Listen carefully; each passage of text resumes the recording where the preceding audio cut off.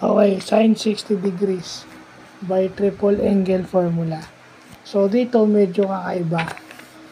Kung sa sin 30 is nagamit tayo ng fraction, dito, hindi mo necessarily gagamitin yung value.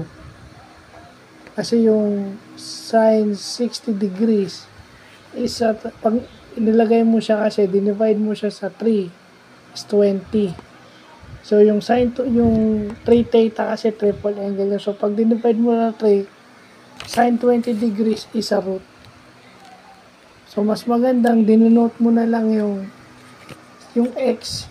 Gumamit ka ng x, ilagay mo na lang yung 60 degrees. So, 4x cubed minus 3x, which is yung formula ng triple angle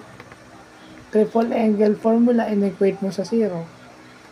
So, syempre, pag pinactor mo yun, kukunin mo yung positive or negative o yung plus or minus. Since walang negative na root, since kukunin mo yung positive root ang kukunin mo.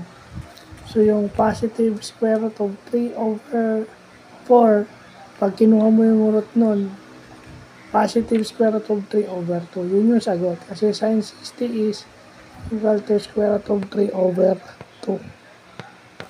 So, yan. Kasi kita nyo dito, 4 sin cube theta.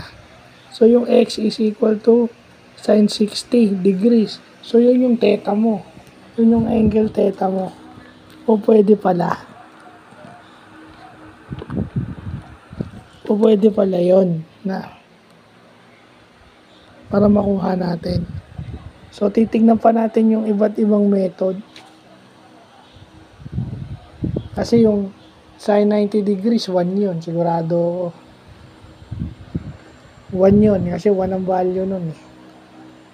Ay, sin is opposite side over hypotenuse. O malamang 1 yun.